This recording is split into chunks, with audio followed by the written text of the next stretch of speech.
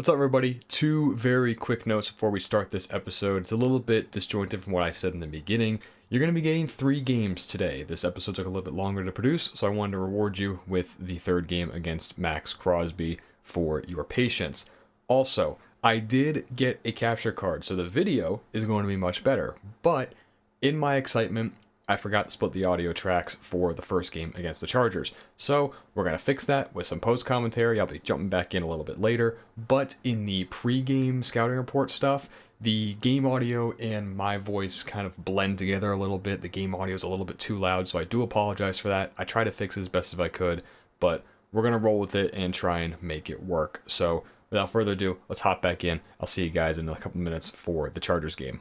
Welcome back to the Raiders franchise here on Madden 26. It is week 8. We are officially getting into the true midst of the season. We have 2 games on the docket today. Week 8 against the Chargers and then week 9 against the Cardinals. We're also going to hit our bye week, getting ready for next episode where we're going to be taking on former Raider superstar Max Crosby. Now, today is not just week 8, but it is the NFL trade deadline, which makes me always look around and see what possible moves that we could make. And the most obvious move is at the quarterback position. Geno Smith has been playing all right this year. You know, he's come in, he's got 10 touchdowns, 3 interceptions. He's been very efficient, right? The yards per attempt are up near his career best when he was with Seattle.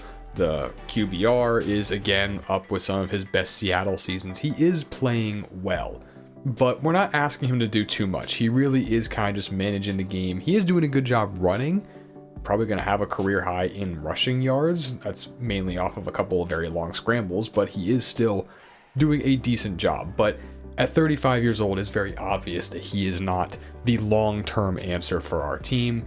Neither is Davis Mills. We took a chance on him to see if maybe he would be something in the preseason. And then we drafted Dalton Barton. I always like to draft a quarterback every year or every other year just to continue trying to develop and build the position and see if we can get something big. But we don't have our answer at quarterback on the roster currently. And when it comes to the NFL draft, there's a lot of uncertainty. Remember, this is a weak quarterback class this year and next year. So we're kind of in this situation where we don't have a ton of options for us to build the position naturally. I just don't have enough information about these quarterbacks right now at this point to definitively say, yes, I will draft one or not in the first round. We have 2 first-round picks. We can do a lot with them. But right now, all I know about Mike St. Clair is that he has A, play action, A, deep accuracy, and then some decent athleticism ratings with a fairly strong arm. And the only thing that I know about the other round 1 quarterback, Matthew Perry, is that he has A, deep accuracy, A, under pressure. A couple of other ratings are available, and kind of the same thing, just decent athleticism with a very strong arm. It's not enough information for me to confidently say that next year, which is the year that I think we're going to need another quarterback, because regression is going to hit Geno like a truck, that we're confident drafting a quarterback round 1. So that leads me to the trade market, and I've been spending a lot of time looking around the entire league, seeing what my options are if there is some kind of quarterback that we can acquire right now who can be a bridge starter or possibly even be our QB of the future. And I want to go over a couple of those options with you right now. So I'm going to start this off with kind of the more boring options, being established quarterbacks. And the first one is Kyler Murray. He is on the trade block, so he certainly is acquirable. The Cardinals drafted Hunter McManus in the first round. He is their starter, and Murray has been the backup the entire year. Now, Kyler comes in. I think he has pretty good ratings. The overall is dragged down by the 52 awareness, but overall, I think these ratings are really, really good, also when you consider his athleticism.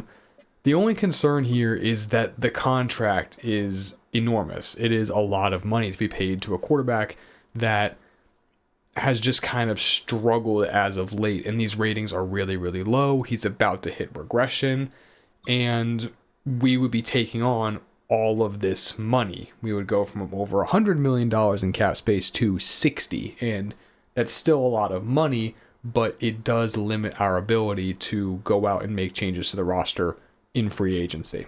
Another very similar move would be Tua Tagovailoa from the Miami Dolphins. He is 1 year younger than Kyler, but really kind of a very similar situation.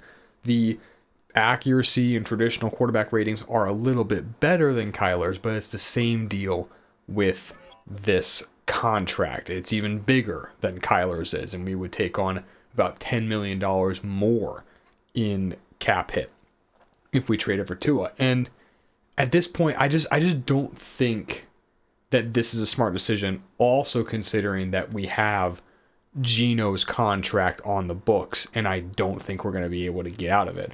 Really, our only hope to get out of it is that he regresses so much after this year, and he's old enough that the game decides it's time for him to retire. But now it's time to explore some of the more interesting options, and that takes us to New Jersey, not New York, with the New York Giants. They shocked everyone by drafting Al Reese, number 2 overall, instead of sticking with Jackson Dart. And Reese, he's played pretty well. 11 touchdowns, 4 picks, QBR right under 100. He's been efficient. He certainly seems to be that QB of the future that they are tagging him as. Now, what that means is it puts Jackson Dart as entirely expendable.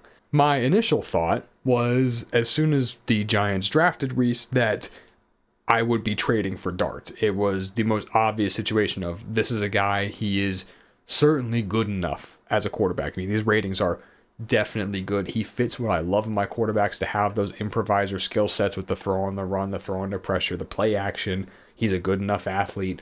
I really, really like Dart's game. The problem is, we go ahead and put him into a trade offer, and we try to get offers. We don't get anything. The Giants are completely unwilling to trade him. And I even went ahead, I threw in my first round pick. This is our first round pick. It gets us about halfway. We go ahead, we throw in the Seahawks first round pick, 2 firsts, and it gets us maybe about 70% of the way there. So the amount of draft capital that we would have to give up to get a quarterback that the Giants have no leverage in keeping, that I wouldn't even be 100% confident in developing long term, it's just too much for me to give up right now. We would probably have to give up our second as well, and we have so many other needs on this team that we need to fill that I don't think I'm willing to give up all that capital right now for a quarterback who is good, but normal development, how much more is he going to grow as a player? I just don't think it's a smart move for us to do right now. So that really kind of got me concerned when I saw that the number 1 option that I thought I would be able to trade for in Dart was just completely off the table. Now, there are some other options. I immediately after went to the Saints because I knew that they signed Daniel Jones and they drafted Colin Mitchell, who is tagged as their QB of the future. And a very similar thought came to my mind about Tyler Shuck. In real life, he is going to be getting another year as the Saints starter. In here, though, he's their number 3 quarterback. But again, looking at these offers, they want a second round pick for the guy that's their QB3 right now. It's just too much for me to give up in good faith for a 26-year-old 70 overall quarterback. Spencer Rattler is on the trade block, and this deal is a little bit better, right? A 4th rounder next year, right? It's a day 3 pick that they would want for him. We could realistically do that. But again, I'm also not banging the door down to try and get Spencer Rattler. So we were in a really tough position, just kind of scrolling through here, looking at all the quarterbacks. I mean, trying to find someone who could realistically be a starter for us at least next year, if we have to, if the quarterback class falls the way that it's looking like, where it's a very weak group. Am I gonna trade for Justin Fields?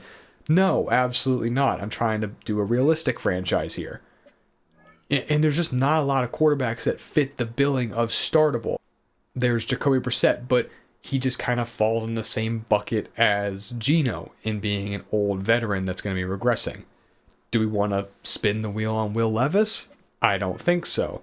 And just going through here, there was not a lot of options for me to choose from. Until I got to the Washington Commanders. Now, they have their established quarterback, right? Jaden Daniels, not going anywhere. 25 years old, X Factor development, true superstar in the making, franchise quarterback. And they have a rookie, 6th round pick, hidden development, Dale Burton out of Washington. The other Washington, not the team that's in Maryland. Burton is the only young quarterback that I could find that had good development and actually looks like he could play the position sometime in the future.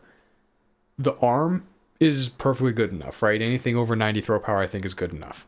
The accuracies are fine. The awareness drags his ratings down a little bit. The improviser ratings I care about, they're not there. But these are things that can develop, right? We can focus on that with upgrades.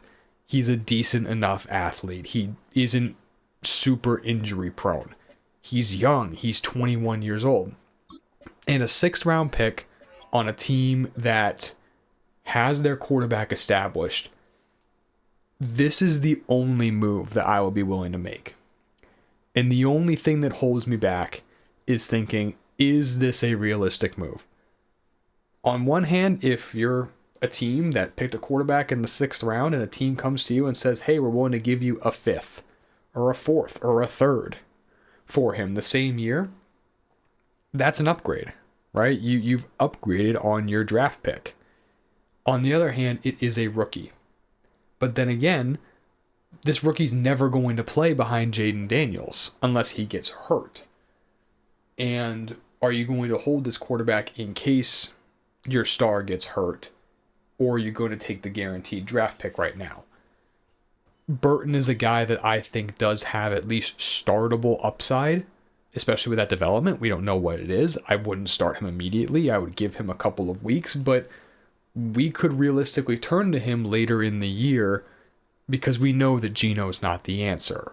So Burton is pretty much the only option of quarterback that I would be looking at. And the offers for him are fair. What do they want? They want a 4th rounder in 2 years combined with a 5th and a 7th. They want a 4th and then 2 6s. These are deals that I think we can get done. Looking at our draft capital this year, even after trading for Drew Sanders, we still have a ton of picks. We have 6 picks in the first 2 days, and then we have another 5 on day 3. So we certainly have enough capital to make some moves. We don't have a ton in 2028, but that is for trade downs and concerns in the draft next year we're worried about.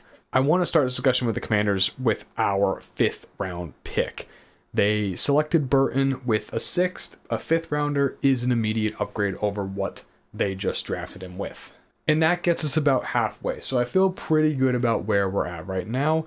We definitely need to think about throwing something in to maybe sweeten the pot a little bit. And we have 2 6s and 2 7s. I think that's where I would want to go. We've done it. We have made the trade for our quarterback of the possible near future. We are sending a 4th rounder next year. Remember, we don't have our 4th rounder this year because we gave it up in the Drew Sanders deal. And then we're giving the better currently of our 2 6th round picks. So we still keep that 5, which I think is important. I don't like going multiple rounds without selections because I want to have picks to move around with if there's someone that I like. And we give up only a 4 next year, which I think that we will probably recoup at some point with a trade down. In exchange, we get a quarterback with at least some developmental upside in Dale Burton. We probably won't see him playing at all in this episode, but we have someone for the end of season 1 and possibly as our starter for all of season 2. After making this move, it does kind of spell the end for Davis Mills. We are going to go ahead and cut him. He was a move that we made just to see if we can get some quarterback competition. It didn't work out. No harm, no foul there. We also have a couple of storylines ahead of our rematch against the Chargers. First up, we have a linebacker breakout game possibility. And just like I predicted, we thought that Micah McFadden had a really good game last week, and I figured that the breakout scenario was about him. The challenge is to get 5 tackles and an interception, and we've gotten a lot of picks this year. Not many from the linebackers. I don't think that is a goal that I necessarily want to pursue. 5 tackles in 1 TFL, I think that we could definitely achieve that. It may not be the biggest reward, but I think that is achievable for him. And just doing that will upgrade his dev trait from normal to star. So McFadden, he's now got an opportunity. If he can achieve this, he's got an opportunity to stick around. You know, I initially thought that Micah McFadden was a very temporary move because we signed Cody Barton and we drafted Sergio Matias, who I do want to play at some point later in the year. But if McFadden, at just 26 years old, can upgrade his dev and be a player for us in the future, I will definitely take that. In the meeting room this week, talking to defensive coordinator Roy Walker, he thinks the Chargers have one of the weaker receiving cores in the league. You know, Ladd McConkey gave us a lot of trouble back in week 2. Do you agree on playing safe in our pass coverage against one of the weaker receiving groups? Did I completely misread that? I might have, but honestly, what killed us against the Chargers last time was the ground game. In the second half, they got a Marion Hampton going. I want to focus on stopping Hampton in the running game. Roy doesn't like it. You know, maybe I should trust the genius that won us that game against the Texans, but I really think that shutting down Hampton is the key to winning the game. I mean, Herbert did not play well in week 2. And it's going to boost block shedding and tackling for linebackers, which is great for McFadden's breakout scenario. And now Cody Barton not only wants to break someone's face mask, but also wants to get 5 tackles in a TFL. So we're going to see if our linebackers can shut down the run game. If we can get Micah McFadden as breakout, I think this is the best chance we have to pair up our game plan with our future developmental goals. We did see Sergio Matias's development revealed. He now has star development. So we're going to go ahead and replace him as a focus player with Dale Burton. Because of the fact that Matias now has star, he is going to develop at a slower rate than the guys with hidden dev who develop at the fastest rate. So I want to get Burton that development and not sacrifice the development we are getting for guys like Ramos and Carey, who are currently developing at that fastest rate. And Burton does get his first upgrade point with us. We're going to go ahead and put that right into the improviser skill set, and he jumps up 2 overall. It's exactly what I want to see. We get a nice boost of throw accuracy medium and then throw on the run as well. We're already pretty familiar with the Chargers from playing them already early in the year. The only big injury of note is that they are missing Rashawn Slater, so they're going to actually have to play Joe Alt. Despite Slater's injury, they are actually just fine. They have Joe Alt as the backup left tackle, and Braden Smith, who they signed in free agency, is still playing right tackle. So yes, one of the best players at his position is going to miss this game, but it's okay, which is just such a bizarre situation to discuss. All right, here we are with the aforementioned post commentary for the second Chargers game. Really big matchup here to start the episode, right? 4-3 Raiders, 5-2 Chargers. A win here puts us even with them in the season series, and then we get to go to other tiebreakers. A loss puts us a little bit further behind the 8 ball when it comes to the divisional race. 2 losses in the division to the team that likely could win it with another victory is really hard to come back from. So really big game for us heading into this one. Raider offense will get to start on the field first. 2nd and 7, Geno Smith out of the gun, throws and it is caught by Trey Tucker, picks up a first down. I really like Tucker as we hand it off to Ashton Genty on 2nd down, but Trey Tucker, he's a really, really nice athlete, and we got to be able to open him up a bit more with the deep ball and trick plays here. We're going to run a fake reverse to him, get him involved. This is Sean Tucker getting the handoff and picking up 9. So the first drive moves down just outside of the red zone. Genty comes back in the game from under center. Gino going to go play action, and he's going to throw the outbreaker, and that is caught by Dante Thornton. Breaks one tackle, but Derwin's there to bring him down inside the 10. It's the first catch of the season for the 6'5" Dante Thornton. We get second and goal from the 6 after gaining 1 yard on first down. Gino to throw out to the back of the end zone. It is caught by Jack Besh for a touchdown. We run a little bit of crash out of 3-by-1 essentially. We get man-to-man, and we just lead that thing all the way out to the back pylon where Besh is able to make the catch. So, after we score on our opening drive, how would the Chargers respond? Remember, they really struggled in the first half of our first game. Justin Herbert throws over the middle, and there is the hero of our last matchup, Brenton Strange, picking up a first down. Chargers offense was dead in the water in the first half, but picked it up in the second half back in week 2. And there is a sack for Johnny Newton, coming alive a little bit now at the midpoint of the year in the pass rush department. It's going to be a really interesting conversation when it comes to Newton, because remember, he is a free agent. He was cut. And on 3rd and 14, Herbert over the middle, pass is incomplete, broken up by C.J. Clayton. But Newton, because he was cut and we signed him to just a 1-year deal, we have to re-sign him at the end of the year. Back on offense now. Pressure look coming here from the Chargers. Out of the gun, Gino will go play fake, throw it backside, dig, and it is caught by Jack Besh with Dante Jackson all over him.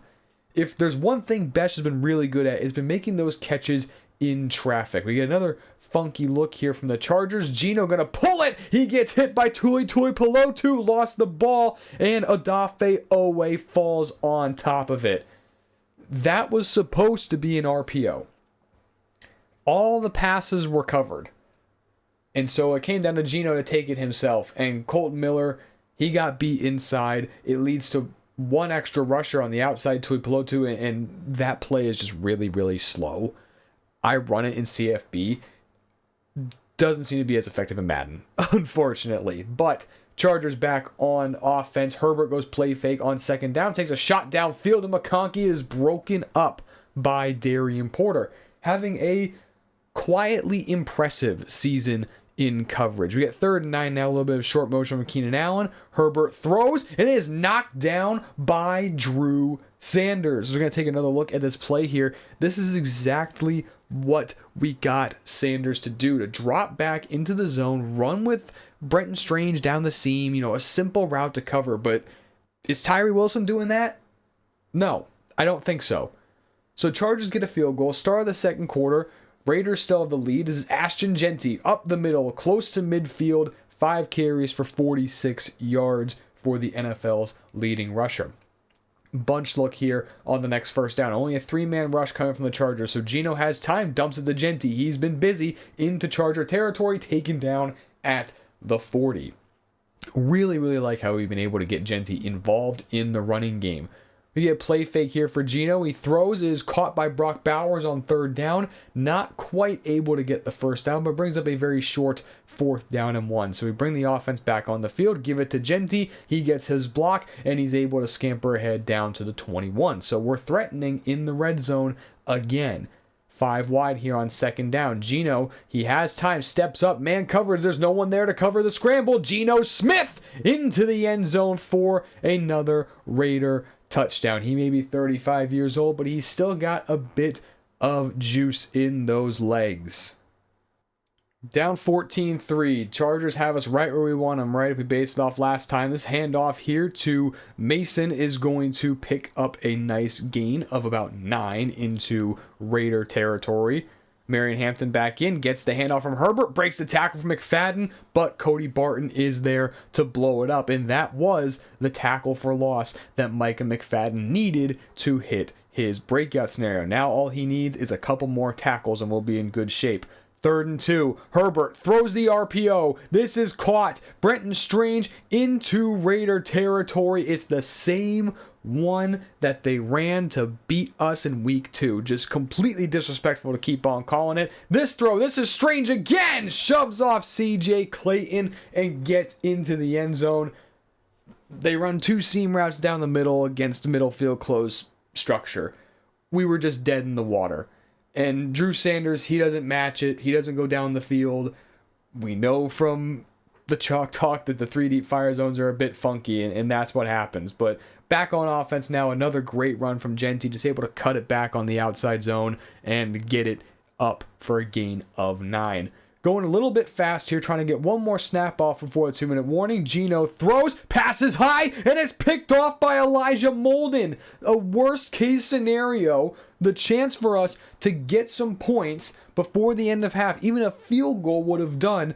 But this throw from Geno is just really inexcusable. And at this point, I said during the commentary that you think that the cheers for Dale Burton might be a little bit louder after that poor of a throw. So Chargers have their opening. Back on offense. Pass caught. Brenton Strange on the corner route. The man is just tearing our secondary apart down to the 4-yard line. And the Charger offense, again, after looking a bit dead in the first quarter, has found some life. Marion Hampton fights his way forward, and he is in to give the Chargers the lead within the last 2 minutes of the first half. We would go into halftime down 17-14. The offense, it felt good, honestly. It didn't feel like that we were struggling that much. The turnover, though, really put us in a bad spot, considering especially that the Chargers get the ball to start the second half. We take a quick look at the scores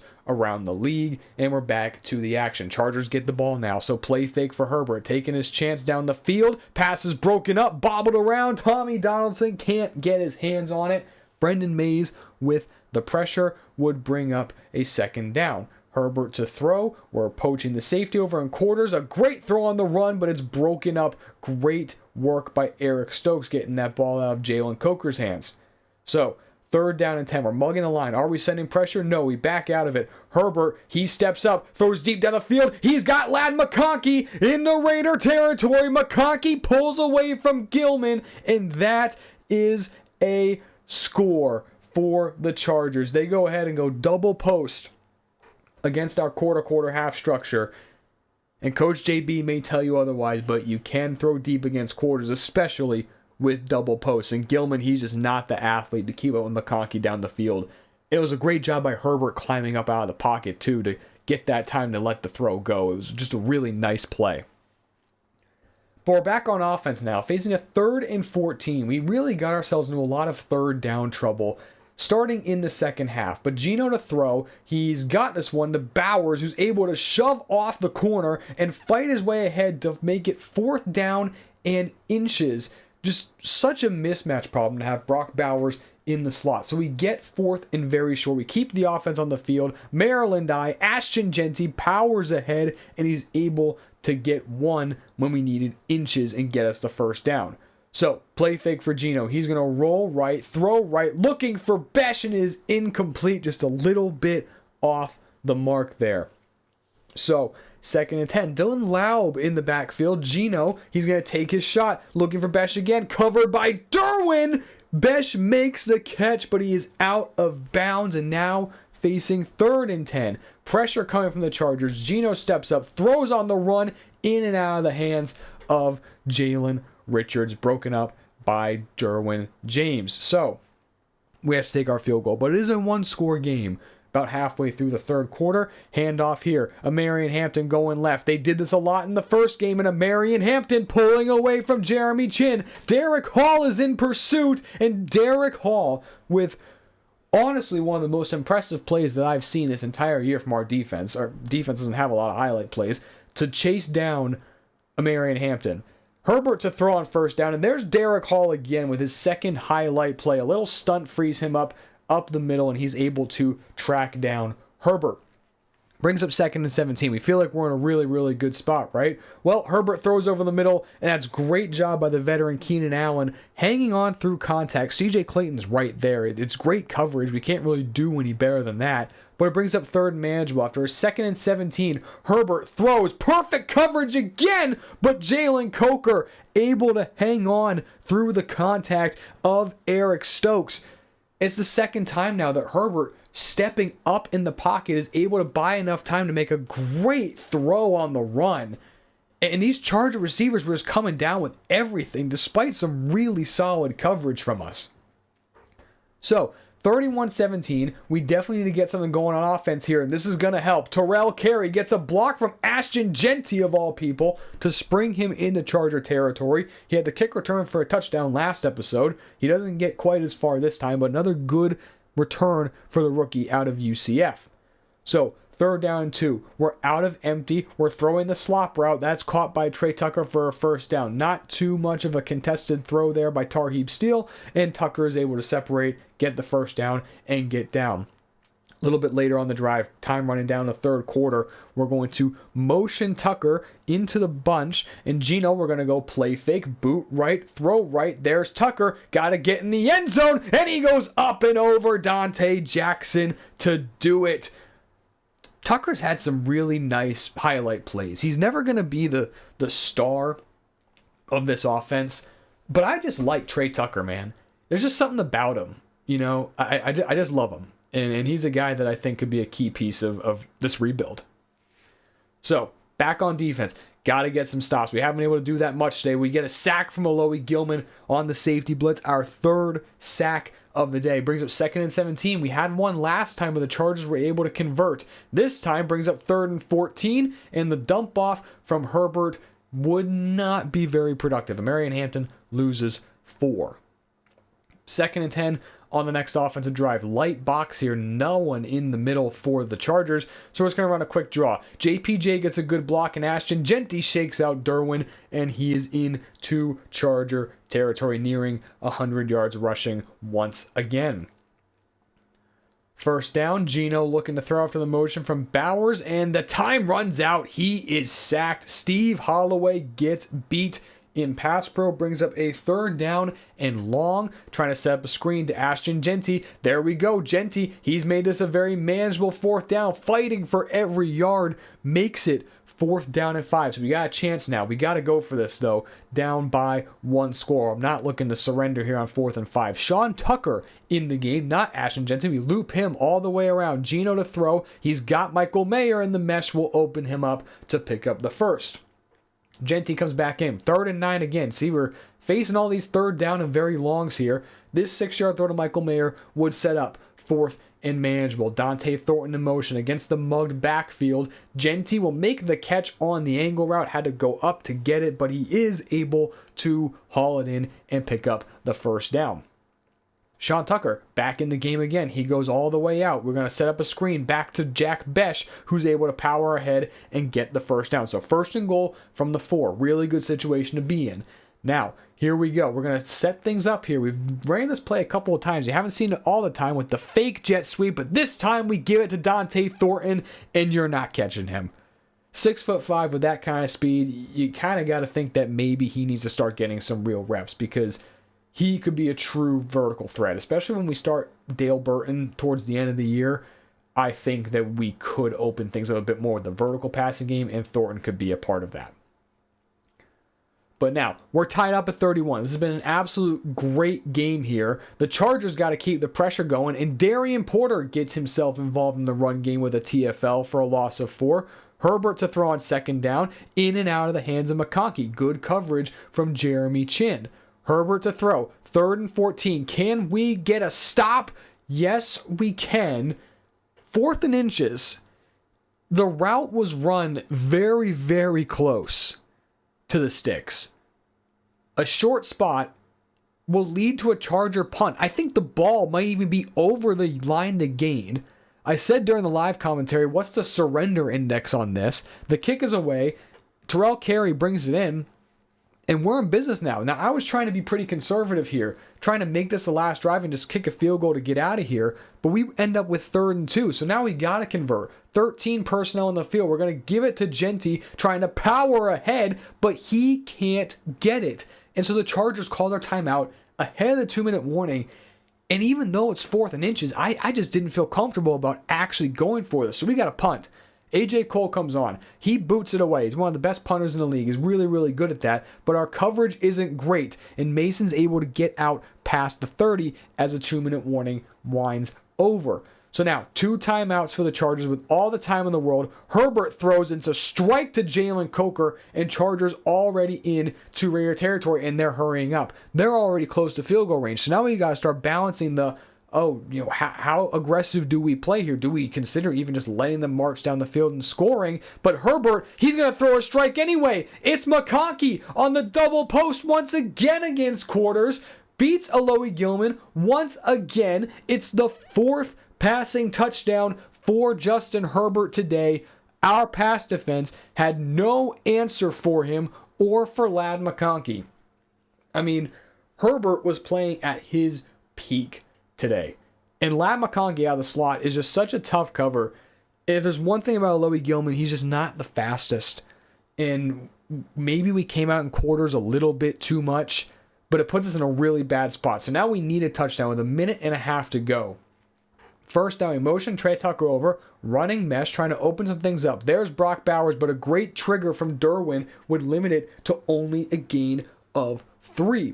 So we have to go fast now. We do have all 3 timeouts, but I want to save calling them until at least they get across midfield. So we get the snap off quickly. Geno has time, steps up. He's running away. Dante Jackson just lets him go, and Geno's able to pick up a big gain. We do take that first timeout. We're just short of midfield in a pretty good spot. So just over a minute to go. Still need that 1 touchdown. Geno has time, steps up, and the time runs out. Tui Tuipulotu making his second big play of the day before that forced fumble.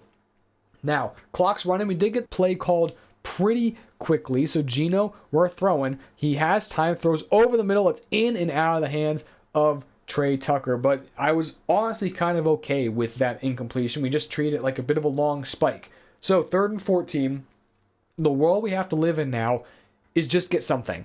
Get something, make it 4th and manageable. We can't play the game of, we're going to get 14 yards right here, because if we throw an incompletion, it's 4th and 14. That's a really bad spot. So we go empty, going to spread them all the way out. Geno to throw, we dump it off. Jack Besh, he's pulling away from Dante Jackson, and this was boneheaded by me to not just get the first down and try to get out of bounds instead. It brought up 4th down. We put Jack Westover, the fullback, in the game, and we get the first down. So we're going to hurry things up. We're going to take our time. We're going to spike it. We'll have about 20 seconds. So 20 seconds, 1 timeout. That's probably 3 plays. Here we go. From the 39, we dump it off to Michael Mayer. He's able to pick up 8. We take our final timeout. We got 2 plays left now. We can have 1 more inbounds. The Chargers, though, they're starting to drop guys. They're just playing drop zone. They're playing prevent.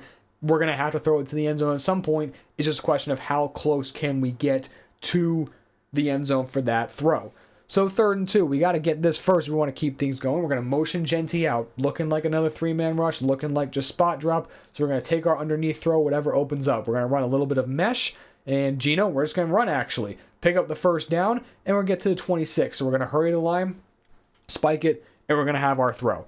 Now, this is eerily similar, as Geno takes his time getting set, to the end of the Buffalo game. We're going to go empty with 5 seconds left. Chargers is dropping everyone, ripping it down the middle of the field, and is intercepted. Brock Bowers doesn't even try to make the catch, and the Chargers are going to escape with their second victory, sweeping us in the season series as we fall once again to 500 at 4-4. A really, really tough loss. You know, I think the pick from Geno did us in. The pick right at the end of the first half, a decision, it was an open throw to Jack Besh. Those points cost us the game right there. We did a good job scoring in the second half. In the fourth quarter, the defense finally showed up. We get a score to tie the game, and then the defense gave it up again. So we're just not playing good synchronized football at this point, and that's just kind of become the theme of the season. All right, we're complimenting McFadden on his performance. He earns 4,500 XP, and he gets the star development. Micah McFadden has just made our linebacker room very, very interesting. And so naturally, now we go from the coaching office to the post-game press conference, which very often happens. Cody Barton is the spotlight. He did not achieve his goal, and we did not stop the run. We do get plus 10 morale for the linebacking group, though, so one of our team leaders doing a good job here. You know what? We will take responsibility instead. Let the morale get a little bit of a rebound there after the tough loss. And we fall to 4-4. We're still right at 500, which is still very successful for this year.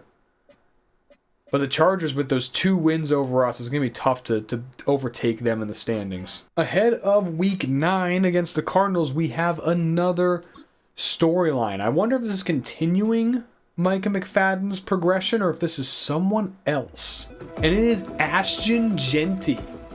Okay. We're talking to him about his very good season so far, which he absolutely has. He doesn't care about his stats, though. He only cares about winning. So we're going to talk about how the second half of the season is going to go for him, what his goal is. Oh, he wants us to tell him. Okay. He's already close to 1,000 rushing yards, so I would say let's focus on rushing yards. I think we can achieve pretty much whatever he wants.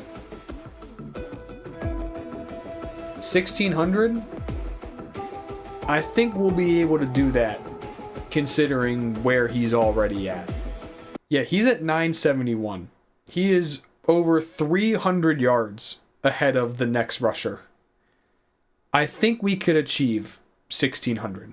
Our next opponent is the Arizona Cardinals, and don't let the 2-6 record fool you. This team has been in a lot of close games. They have 4 losses coming by just 1 possession, and their 2 wins have been within 1 score as well. So despite their very pedestrian 2-6 record, I do think this is going to be a competitive game. And looking at this team's overall roster talent, I think it's actually a very interesting group.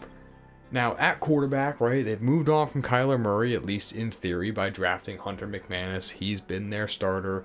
He's been playing the entire year, and he's playing okay for a rookie. The turnovers are high, but for the first year, that's okay. The big threat with Arizona has to be this receiving core, right? Marvin Harrison and Michael Wilson are 2 decent options on their own.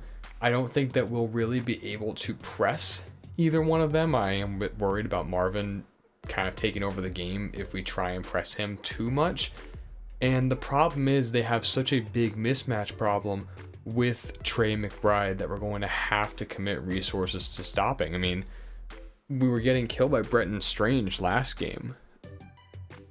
Trey McBride is like 3 levels above Brenton Strange. So we might have to go 1 double tight end a lot. And if that's the case, I'm really concerned about how we're going to be able to handle Marvin and Michael Wilson, because they complement McBride really, really well. The O-line is quite solid with Paris Johnson and then center Hjalte Froholt. The one weakness, though, that I think they have here is rookie right tackle Bryce Carman. He's a very good pass protector, but his ability in the running game leaves a little bit to be desired. So if they're going to hand the ball off and run with Trey Benson, I think they're going to be going to the left or up the middle. I wouldn't expect them to run right. I think we'll be able to handle that if they choose to run that way. The defense is the weakness of this Cardinals roster. I think it's pretty obvious, but they do have a very good pass rush. Josh Sweat is the primary guy. Luckily, we're rushing over Colton Miller for most of the game, so we will be able to handle him one-on-one, I hope. And then the big matchup, I think, is the interior. Walter Nolan and Darius Robinson, 2 smaller, quicker interior defensive linemen. Not as good against the run. I would assume that we're able to continue our running ways against them. And if they can't stop the inside run, then I think we're going to be able to be just fine and stay on schedule on offense. This genuinely is one of the worst linebacking groups I've seen. Mac Wilson and Darius Muasau are going to be the two starters, I would presume. Owen Papo might play. I haven't seen a linebacker group this bad in Madden in a very long time. And the secondary is okay, right? Garrett Williams is number one corner, doesn't excite you at all. Will Johnson has some potential. The big thing here is they're not fast in the secondary. And if there's one aspect of our offense that we haven't really leaned into yet, it is the deep down the field passing game. You know, I think we forget that Trey Tucker, he's got 95 speed. He is extremely fast. We haven't really taken those deep shots yet, but I think that this could be the game to do it, especially if we get single coverage. The safeties are a little bit better, and obviously we have to be concerned about wherever Budda Baker is lining up, wherever he is, whether it's deep in the box, in the slot. He is truly one of the best players in his position, and we gotta be aware of where he is at all times. But I'm very used to that. We've already played the Chargers twice, and I've been doing the same exact thing with Derwin James. So really just going to be continuing doing the same exact thing as standard. All right, defense takes the field first, and we're going to get to see Hunter McManus, the first rookie quarterback of this franchise that we're going to get to go against. You know, it's actually really kind of a big game for us. We're sitting right now at 4-4, and being 4-5 versus being 5-4 after this is really a massive difference. This kind of is a game that really could determine exactly how far we could go. McManus goes play action on the first play, throws the dig. He's got Marvin Harrison, and this is what I'm kind of concerned about, right? If we can't hold up in the secondary one-on-one against the receivers, I'm really going to be concerned. 3 straight throws for the rookie. McManus, he dumps it off. That's going to be caught by the running back. He's going to be close. Yeah, 3rd down and inches coming up. And they're going to bring the goal line package out, so we're going to match exactly the same. Let's keep fullback, see where we go. They're going to sneak ahead with McManus. He gets it. Especially when teams come out in pistol, I like to come out in 3-3-5. Pistol is really, really tough to defend because of the threat of running either way. They do shift actually into tight. We're going to stay with the quarter half look. Throwing outside's caught by Marvin. He's going to get out, gain of 6. But yeah, pistol's really, really tough to defend because of the threat of running either way. It's one of the main reasons why I love pistol so much. But Arizona's moving on this first drive. They're going to hand it off on the first time to Trey Benson. He bounces right off of Jeremy Chin. He had him in the backfield, but we could not bring him down. And the defense, after a couple of games last episode where things were looking good, it's starting to kind of swing back the other way. We're going to run some deuce read here with Cody Barton. All right, incompletion. We'll take it. And I think we're going to go ahead. We're going to start doubling McBride here. Hand off. Oh, bouncing it back. That's a great job. Oh, you got it. The tackling. The tackling. It's absolutely horrendous. Kenneth Gainwell just bouncing off of Jeremy Chin. He's been playing really badly. And you know what? He's a free agent at the end of the year. If we lose this game, I think we might explore a Jeremy Chin trade, if I'm being honest. He's played pretty badly as of late.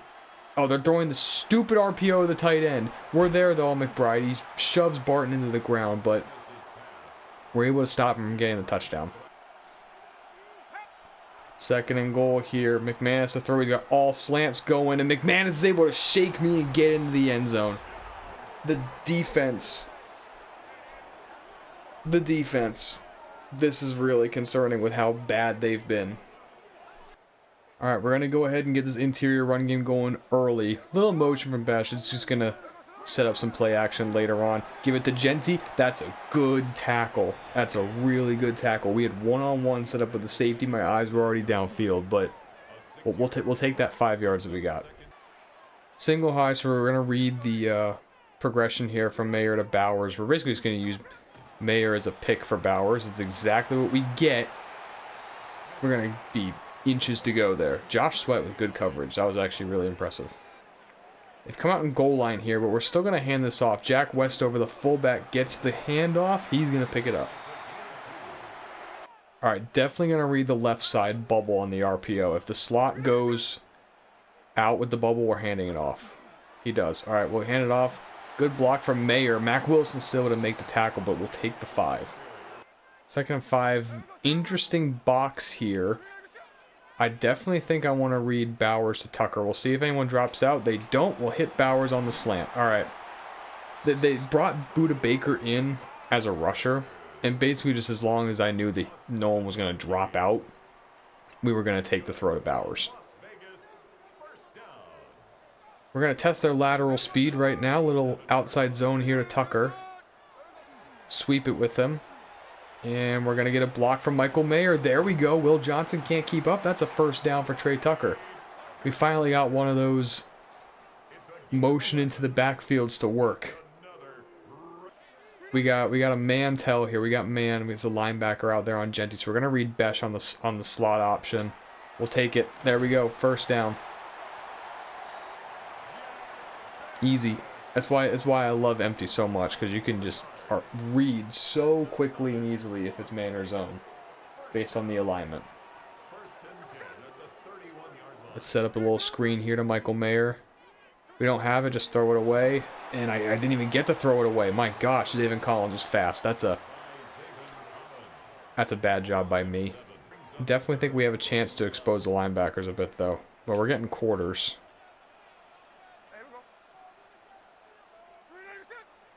We're getting quarters. So we'll take Bowers here. We'll take Bowers. The out route against quarters is always a good throw to take.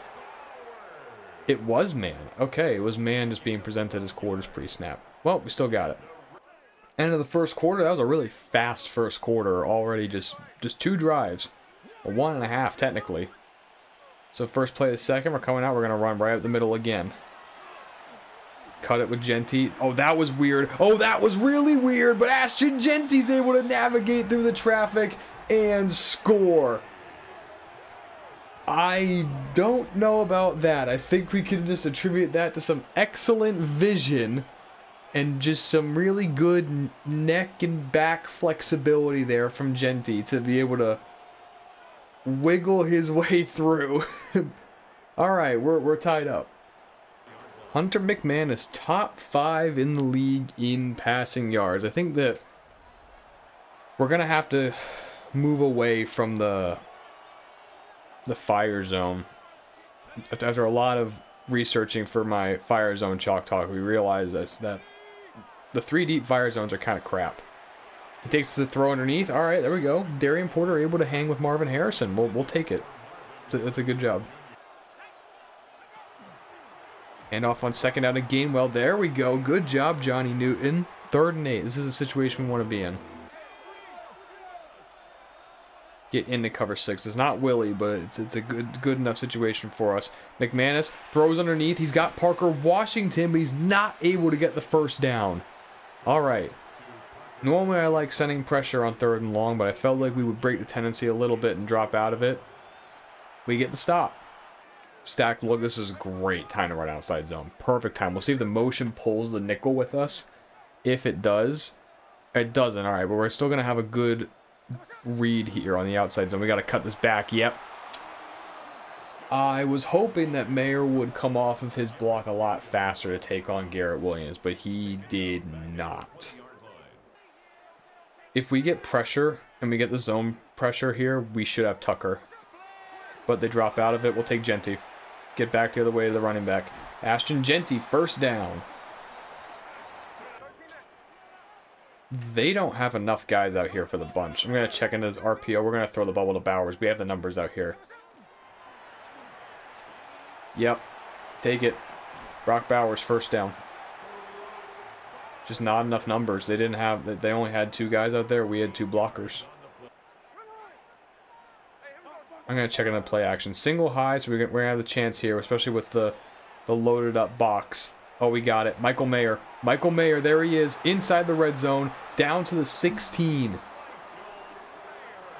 Double mug, you know, double mug, that's your chance, especially under center. You can block up double mug really easily. I know that's something people run into online a lot, is double mug. It's not that difficult to block up if you're under center, because there's not too much stunting and confusion that teams can do against it.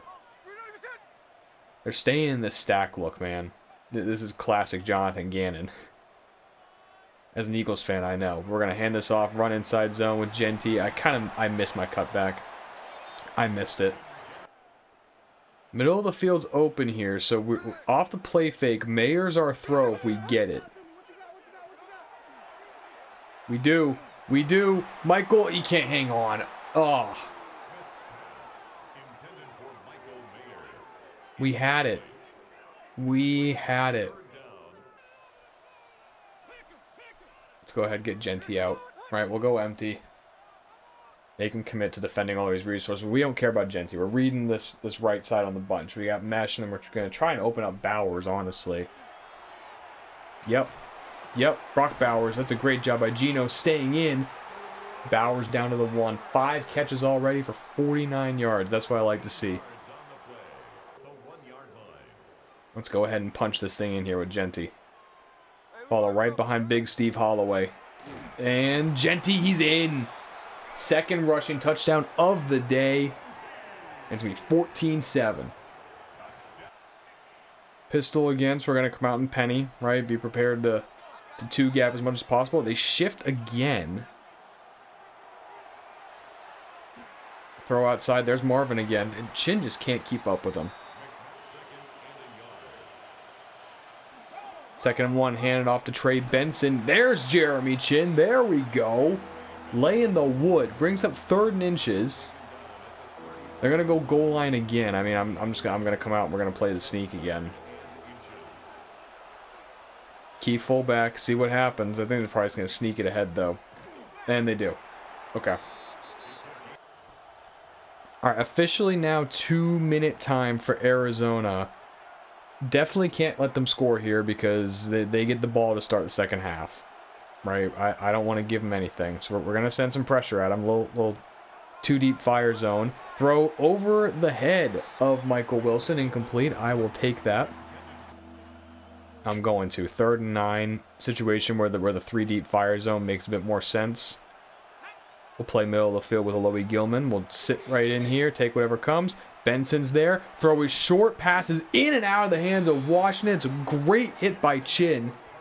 And you know what? I think if we weren't covering that middle of the field route with Gilman, I think that Benson was going to be open. All right, now all of a sudden we have our chance to get some points before half. We'll definitely push the ball down the field a bit, be aggressive. They're doing some kind of rotation here. Just making sure we're good in protection. Let's see what happens. Yep, they're bringing slot pressure off that side. We'll throw it to Mayer. That's 4. Peak Genty on the rail route, but I think we're actually getting cover 2, so I'm actually going to check into this play action. Bowers on the post is there if we get it. Oh, we do. We do. Gino overthrows it.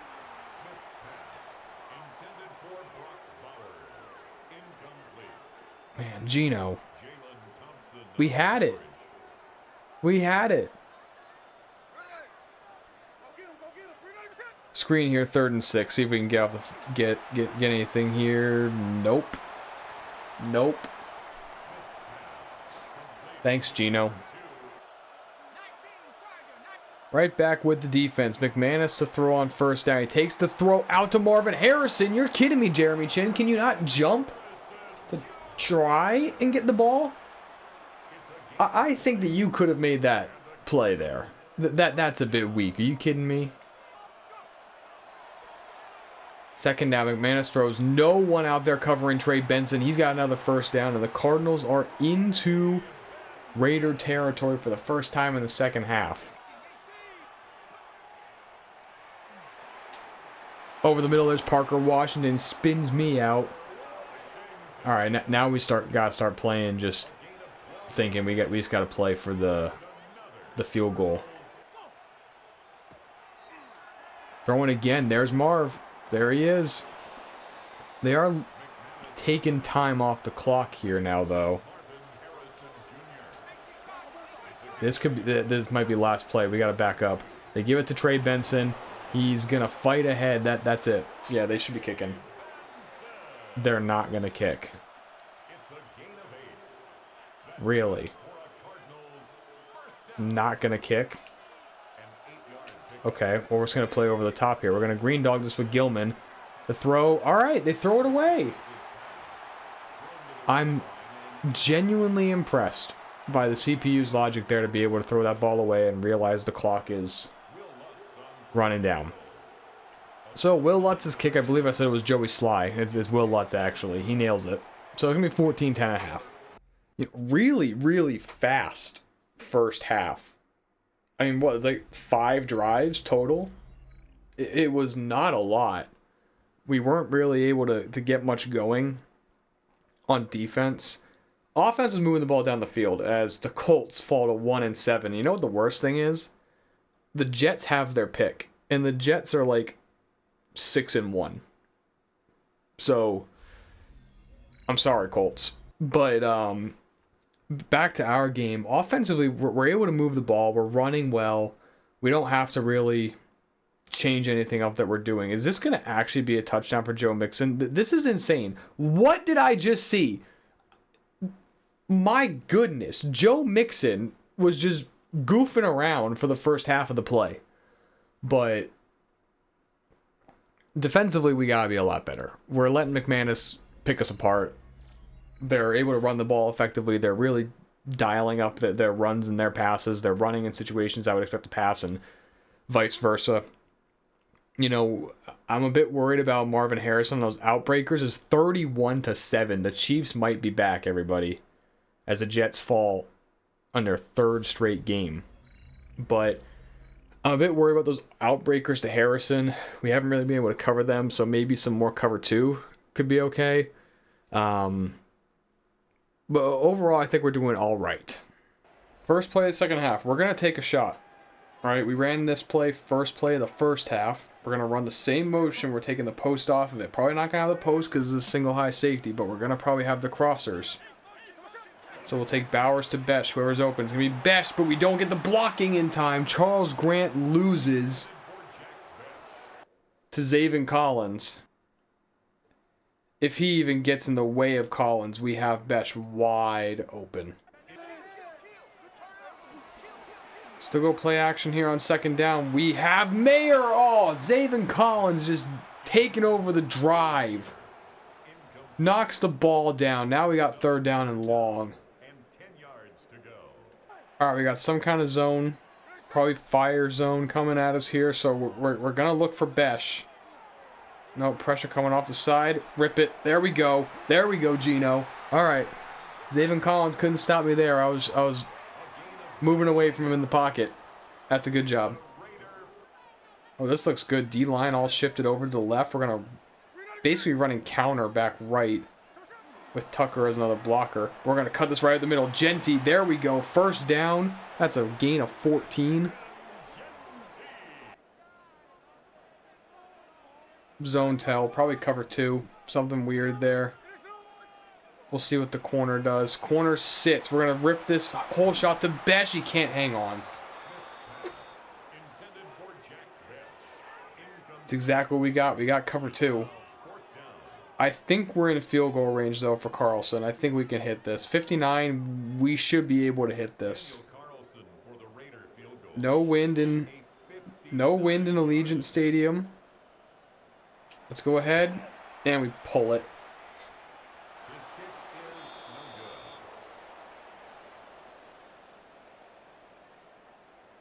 Oh, no. Handoff going right. Benson is able to get outside. Taken down by Chin.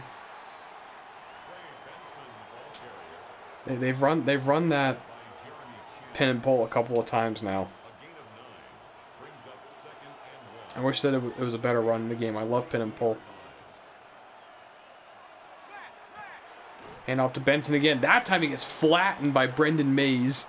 Trying to block him with Trey McBride. That's not going to work. But now 3rd and 3. This is a really tough spot.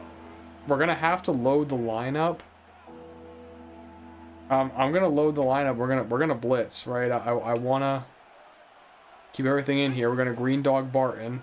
Very ready to take Gainwell out. They throw the RPO. Michael Wilson. Oh no, he breaks away from Alohi Gilman. He breaks away from Jeremy Chin. Michael Wilson down to the 15. We had everything bottled up exactly how I wanted to. We're playing man, but we've shaded underneath. So Gilman's crashing down. He gets past Marvin. All we gotta do is make the tackle. And we can't. And Jeremy Chin, again, just missing tackles. McManus to throw. He's got Marvin. No one covers him. The box isn't boxing. 1st and goal from the 3. We're going to go ahead. We're going to green dog Barton. Hand it off. Gainwell breaks away from Derek Hall, and it's a touchdown. Oh, this defense is just pathetic. Single heights, we're running our stick concept on the right side here with the spacing. We're going to go all the way back to the left, though. We got Jack Besh. Use Westover to see off the backside. Here we go, Genty. 3rd and inches. He doesn't get it. These Cardinals linebackers are playing so far above their ratings. I am so impressed with how Muasu and Mac Wilson have been able to fill in the run game. We got to punt it back. We can't go for it on our 33. Play fake, that was predictable. They go right underneath, though. There's no one there. No one to stop him. McFadden went way too far down the field. We do have an injury, and that is to... That's Marvin. I thought it was Paris Johnson for a second. I couldn't tell who it was, but that is Marvin Harrison off the field. So I do feel a bit better now about maybe running some man. McManus throwing on 2nd down. He has time, throws it underneath. Kenneth Gainwell breaks away, and he gets 12 yards on just a little dump off. RPO, throw it to the flat. That's caught. Tight end's got it. And he just juked out. He got juked out by a tight end. I should be excited. I was a tight end in college. You kidding me? I'm not excited. I'm thoroughly disappointed. Because I couldn't juke out anyone. They're just feeding this guy. They're not even looking to throw to Trey McBride. It's Elijah Higgins. Elijah Higgins. We got a 97 overall tight end that's done nothing, but 68 overall Elijah Higgins is just doing what Brenton Strange did to us last time. Marv is back out there, so that was short-lived. Play fake for McManus. He's in trouble. He breaks away, dude! How does he keep doing it? How do we keep doing it? How are we so incompetent? They motion it back out. Are in the empty, that's fine. We're just going to play man on this side. That's fine. McManus throws incomplete. Despite everything, incomplete.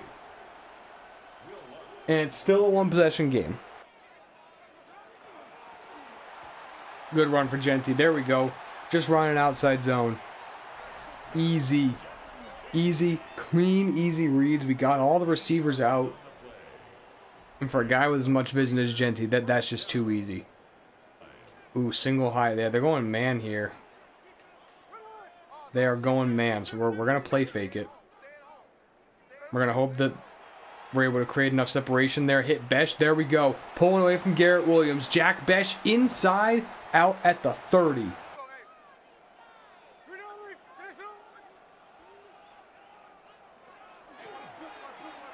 Pitch it out to Genty. There we go. Take 4. Cardinals. Today, 0. Season ranking, 32. Yeah, the Cardinals aren't cardinaling really well today, I guess. Single high, am I actually going to get a chance to throw the access route to Besh? We'll see. What does Buddha do? Nope. Oh, the pressure gets there. Looks like we got some kind of stubby. So I want Besh on the in. Oh, we got Tucker. We got Tucker. That's not a good throw though, Gino.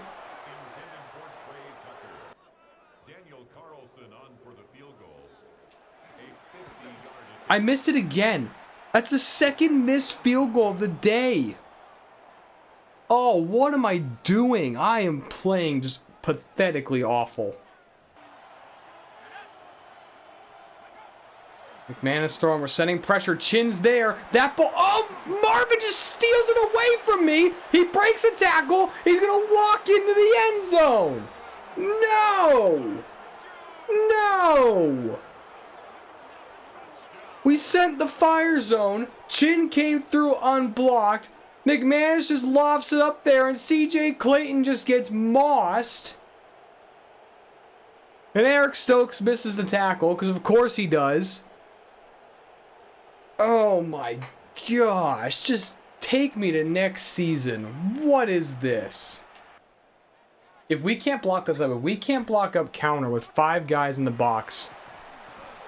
Oh my gosh. You guys are ridiculous.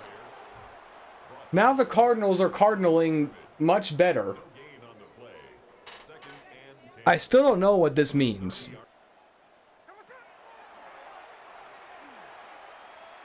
Oh, Gino's going to roll. Gino's rolling out. We're running for it. He gets it. All right, something weird's coming off of the right side. So we're going to slide out to it. I still have my throws that I like. There we go. Trey Tucker. I like Trey Tucker. There we go. Nothing weird. Okay, so they're still just doing bracket. They're just doing bracket. That's fine. We're moving. Thing is, I'm just so worried about having to just go back and play defense. Hand it off to Genty. We're just running inside zone. That's great backside pursuit from Buddha Baker, man. And they're running one double constantly. They're just running man. They're just running man to man. Oh! Oh! Trey Tucker! What even happened? Oh my gosh. I'm trying to run crash because we're getting so much man to man. It's Bowers against Buddha Baker. He wins. But the ball hits Will Johnson in the helmet. But Trey Tucker catches it off of the rebound. This game is ridiculous. I've missed 2 field goals. I'm playing like crap. But it doesn't seem to matter, apparently. They're still just running. They're just running press every single snap. They're just running man-to-man every single snap and is saying, beat it. And we're starting to now. There's Bowers. That's my answer versus man-to-man. All right. This is fine 89. They're still sitting in man. So you know what we're going to do? We're going to find 89. Option route. Brock Bowers. He fights down to the 2. Second and goal. Tucker in. Oh, no. Oh, the run through was so fast. The double team did nothing. Third and goal. We got 2 plays. We got 2 plays here. We're running Haas. So Mayer is the throw. Okay, well, you just went away from him. All right. We'll take it. Michael Mayer, touchdown. All right, we're playing cover 2 now to Marv. I'm not letting Marv get a free release here. Throw the RPO. There's McBride. This is trouble. This is trouble. Okay. Ooh. I think we have to blitz. We have to blitz. We have to green dog this. We have to blitz. We have to sell out to stop everything here. McManus, he's taking a shot. Marv beat Darian Porter. Marvin Harrison. Oh my God.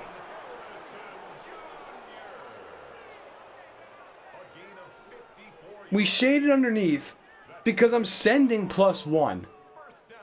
I don't know what happened to where 6 guys did not get through fast enough. Just not fast enough. We're just not fast enough to get through there. But I'm shading underneath. I'm taking everything short because I'm banking on the fact that we're not going to be able to give up the deep ball, but we just take forever to get there. That's what happens. All we can hope for is to get a stop. If we can get a stop. All right. All right. That's 2 TFLs. Throwing is McManus. McManus, he gets in. Yep. Everything covered. But he's able to run it in.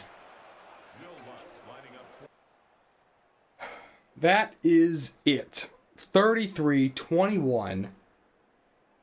I thought the defense might have gotten something together, but after the last 2 games, it's back to what it always was. We got mossed by Marvin Harrison. We can't tackle for crap. The pass rush is non-existent. The offense does enough, but when your offense is based around Ashton Genty and a 35-year-old Geno Smith, there's not much that you can do. Even when Geno plays a good game like he did today, he had a couple of missed throws, but that was it. You know, the defense needs to play better than how they did today if we're going to actually win games.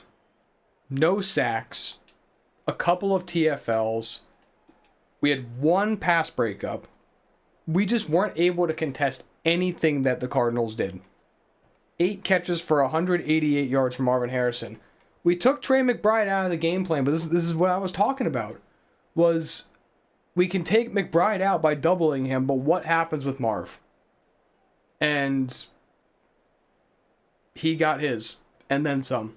I did look around for trade options for Jeremy Chin because I'm really kind of just fed up with him not being able to tackle and seemingly just being terrible in coverage as well. But none of the offers matched up with teams that I felt would actually want to make a trade for a player like him. He is a free agent. He doesn't want to come back. I'm not really interested in bringing him back. But there weren't any teams that were really able to give me anything who were also in a playoff chase scenario to where it actually made sense for me to trade Chin to them. I looked, couldn't find anything. So he's sticking with us for the rest of the year, but I think we may need to heavily consider possibly benching him for Mekhi Blackman at this point, because if he can't tackle better than Blackman, Blackman can certainly cover better than him. Looking at the possibility of signing Chin, he's just really not interested in coming back. He's not a scheme fit, which is the number one thing he cares about. And we drafted CJ Clayton, and I just don't think that Chin, I don't think he's played well enough to earn an extension. There are some other guys we want to look at. Johnny Newton, Derek Hall, Drew Sanders. We all need to look at re-signing these guys, but I think these are going to have to wait until probably the offseason. We could send offers now during the bye week and gauge interest, but a lot of these guys, they're going to have to wait. So Johnny Newton, we gave him a little bit more money than he was asking for, and now he is at least considering us. So there is hope in bringing back Johnny Newton. And we are able to re-sign Drew Sanders. We just bumped up his contract a little bit, gave him the player-friendly deal. He's getting about 2 years, $16 million, which I think is pretty fair for a guy that I see a lot of potential in. And I actually really do want to bring back Trey Tucker. I think that he plays a good role on this team. He doesn't have to be wide receiver 1. He can be wide receiver 2 if we use Bowers as our number 1. So I'm totally fine with this. I think we might want to start right about here. I think right here, 3 years, $21 million is very, very fair for a guy like him. And he accepts. So Trey Tucker is coming back. So we got 2 deals done. Our cap space, we still got plenty of it, so that's totally fine. You know, Isaiah Pola-Mao wants to come back. I think we may need to give Isaiah Pola-Mao some starts instead of Jeremy Chin and see if he plays better. And if he does, we could maybe work out something with Isaiah Pola-Mao. Micah McFadden is at least interested in coming back. I think we might have to take this to the offseason. It's going to be an offseason discussion. I want to see how he ends the year before we give him money, before we're paying 2 linebackers. Before hopping into the scouting report, I do want to cover a couple of things when it comes to ratings and development. Ashton Jeanty hit his 85 overall benchmark, which unlocked his 3rd ability slot. Because he has this elusive instinct trait that increases his chance to do a juke move, even though I'm the one controlling him, I want to play towards what traits he has, so I gave him Jukebox as his 3rd ability. We also have a couple of dev trait reveals for our rookies. So Sergio Matias, he comes in with star, right? Not the most exciting, but still I think he's developing really well. The coverage just needs to get a lot better. I think that he might be able to get some starts later in the year, but especially that man coverage is just not in a great spot. My plan with him the entire time was to sit him for this rookie year. He's big, he's fast, he's great against the run, but he needs to be a lot better in coverage before I'm comfortable starting him long term. Brendan Mays also comes in with star development. Little bit disappointed here. I thought there was a chance he might have superstar, but again, right? A young guy, 21 years old, making an impact in his rookie year. I really like his ratings, and it just was so obvious seeing him as a defensive end that his athleticism and his ratings would play so much better at defensive tackle, and he's been pretty good. So I think that him, Newton, if we can get him signed, and then Tommy Donaldson, I think that's really just a great trio that we have for us. And then taking a look at some milestones for Mays, he only needs 1.5 more sacks to get 5 sacks in a season, which would net him 13,000 XP. And that much XP would be about 2 upgrade points for him. So that would be a very useful upgrade. If he can just get 1.5 more sacks over the next 7 games, I think he absolutely can achieve that. But now, the big reveal. Steve Holloway, the number 6 overall pick in the draft, does come in with superstar. We have a lot of these young rookies, 21 years old, guys who came out as underclassmen and are developing really, really well. So I like to think of these guys as more so what are they at the start of their 2nd year at the age of all the other rookies. Holloway, he's already close to being a top 5 left guard, and his ratings are just absolutely phenomenal. He is going to be the best player at his position very, very soon. And for his traits, I decided to give him Nasty Streak and Polar Elite. And just looking at his ratings, it's really obvious. 95 impact block, 87 lead block as standard, but with his morale boost up to 90. Those are his 2 best things, is being able to pull and put guys on their butt. So Steve Holloway, slam dunk pick. It wasn't a sexy pick, but he was part of the meat and potatoes draft, and we've absolutely been able to achieve that so far. The Seahawks come in with a 4-5 record, the exact same as ours, and it's kind of funny when you think about it that I'm pretty happy with our 4-5 record, but I think Seattle would not be too happy, especially after spending 2 first-round picks to come and get Max Crosby. Now, this is still a really, really good team. Sam Darnold is the 13th ranked quarterback.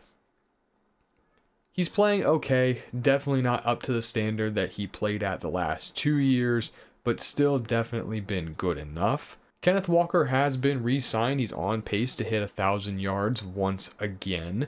He's a really, really good running back in Madden because he's just so athletic and he just bounces off of tackles. I think Walker's going to give us a lot of trouble. I think that the unique challenge of having him and then Jackson Smith and Jigba is going to really, really challenge us because we're going to have to probably play single high to fit the run against a guy like him, but then that leaves JSN one-on-one. Speaking of JSN, the number 5 ranked wide receiver in the entire league, he is a fantastic route runner. And this game, I'm going to keep it really simple. We're calling cover 2 to his side, or we're double teaming him. We're going to be testing out some Fangio stuff here. We're going to basically be trying to use all of his hands package to take JSN out of the game. I look at the rest of the Seahawks lineup, right? Rashid Shaheed. I think that Darian Porter might be able to handle him. We might actually sort by speed to get Porter on Shaheed. But am I scared of Rondale Moore? No, not really. Does Cole Kmet scare me? No, not really. Neither do the rest of these tight ends. I'm going to play to shut down JSN, and if anyone else beats me, then so be it.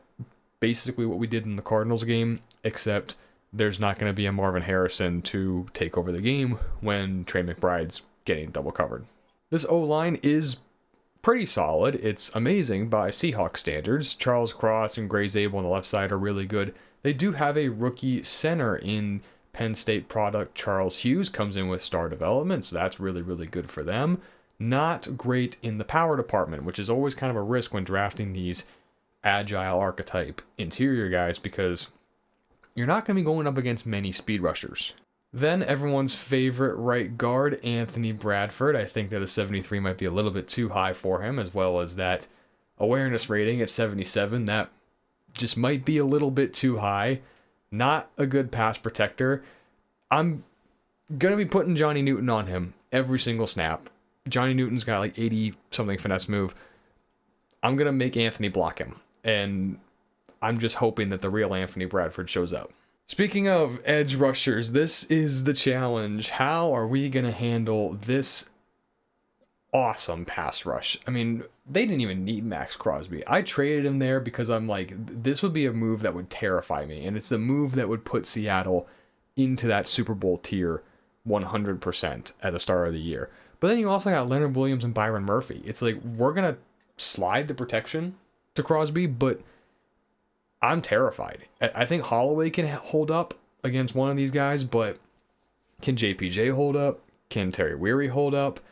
It's going to be a really, really tough matchup, and a 4-man rush will probably devastate us, and God forbid they send 5. So you definitely got to think the quick passing game is going to be something we try and do. Ernest Jones in the middle, he's really, really good. So is Tyrese Knight. They're fast, they hit. This is just such a good defense. It doesn't get easier in the secondary because Devon Witherspoon's there.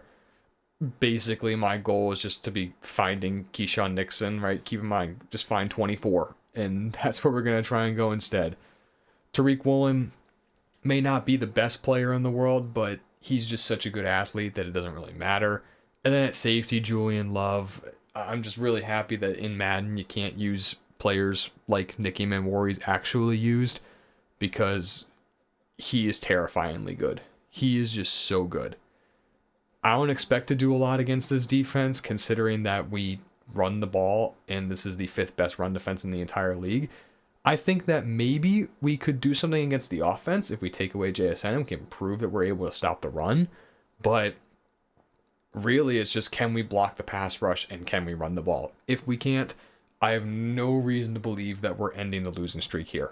And you know, since we're playing Seattle, we have to break out what I think are some of the best uniforms in the NFL, being their throwbacks. These are gorgeous. I miss the era of the throwback uniforms.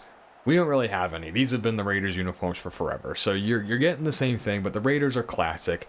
So are these. There's Max Crosby. Are we going to be able to block him?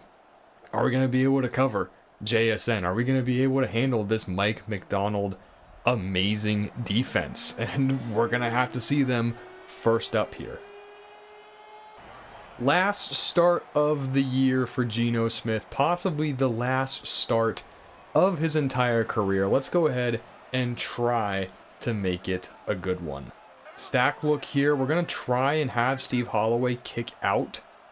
Crosby's actually not on the field, so this is a great matchup for us. Get Crosby off the field. I love it. Hand it off to Genty. We take a big hit from Devon Witherspoon, pick up 2. It's going to be that kind of game, man. We're going to get hit hard, and Genty's already feeling it a little bit. We're going to go ahead and try and get the ball out quick as Crosby is on the field. Him versus Charles Grant is going to be some kind of matchup. Too high, I'm going to be taking slant. We got to see if Bowers can win against Devon Witherspoon. We make the throw. It's a contested catch. If there's one matchup I do like, I think we can win with Bowers against Witherspoon. 3rd and 4, I think we're getting man. We might also be getting some kind of weird pressure look. Mayer's my throw since we're getting man. So we're just going to have to hope he wins. He does, but we're in the way, and it's a bad throw from Gino. Besh just doesn't win off of his release. He keeps Woolen over on that side. The throw's there. All right, this is the exact route we want, right? Man to man, we know it, right? Look at all the corners pressed up. It's a linebacker covering Michael Mayer. We can make this throw, and even though Besh doesn't really win, Gino's just got to put this ball on Mayer. And if he does, it's a first down.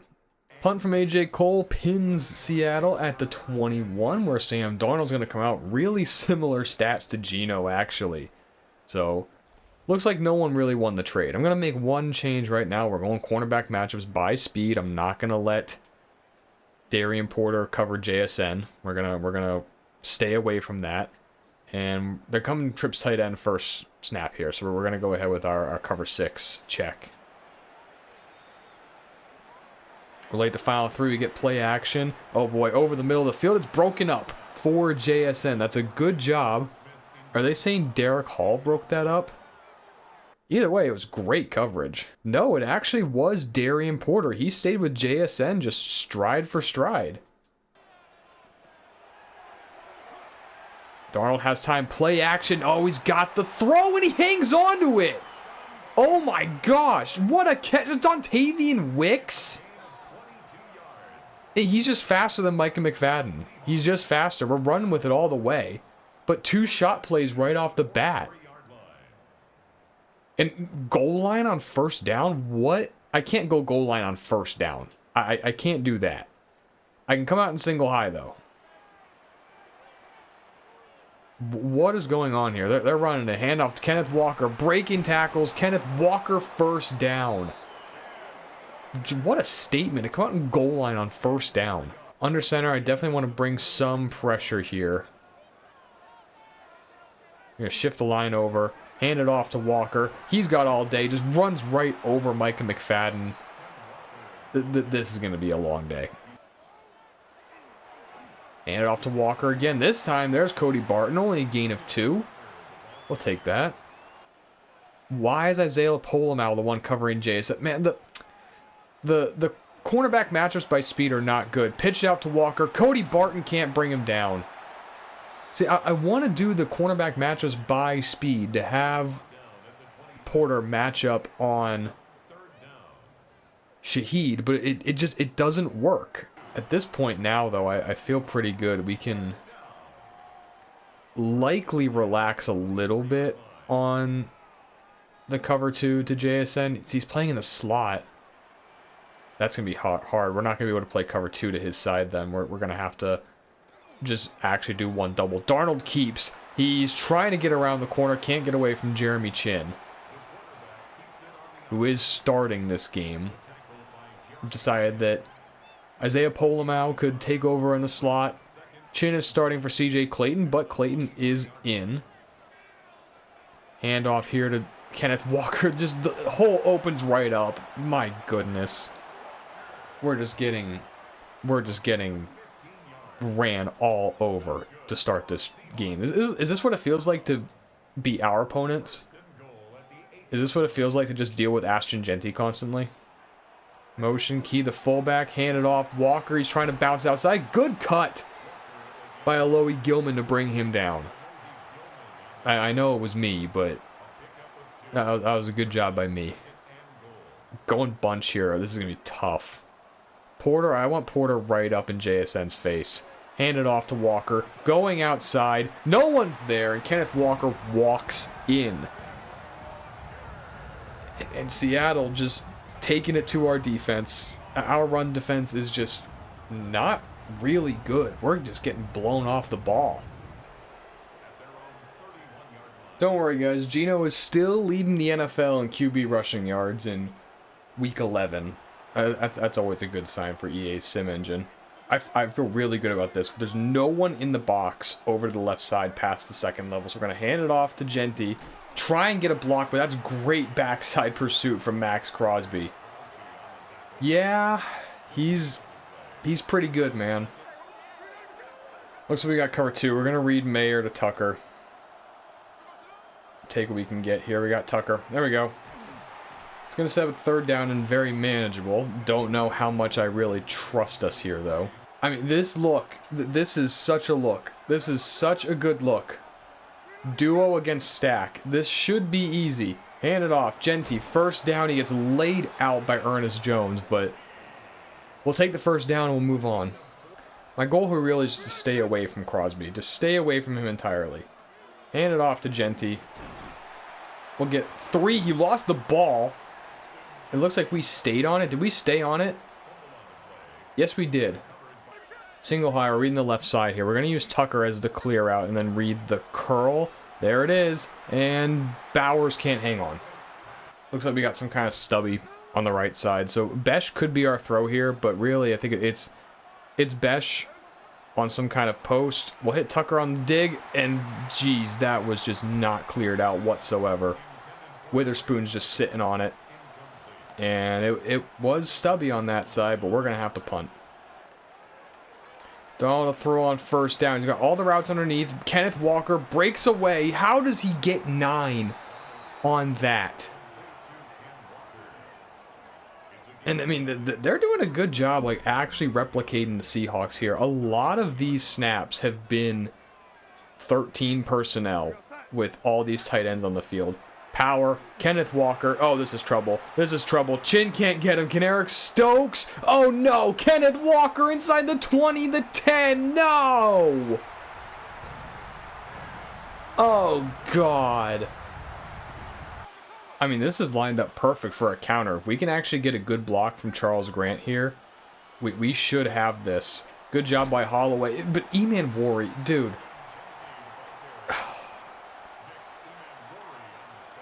It's unfair how ridiculously good he is.